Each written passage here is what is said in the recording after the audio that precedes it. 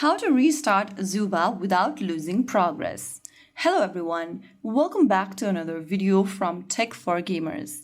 If you are playing Zooba and want to restart the game because it's frozen, lagging or not responding, but worried about losing your progress, then simply restarting the app normally won't delete your saved game progress. Go ahead and make sure that your Zooba account is connected to a supported login method, and once you have made sure of that, to exit your current Zooba match, go ahead and swipe up from the bottom of the screen on your Android or iOS and swipe up again in the app card and you'll be able to force close the game. Now get back to the game from the app drawer and reopen it again. Let the game load and check that your usual account and progress are still there. So that's how you can easily restart Zooba without losing progress. If you found the video helpful, don't forget to like, share, and subscribe to our channel. I will see you again in the next video. Stay tuned and thanks for watching.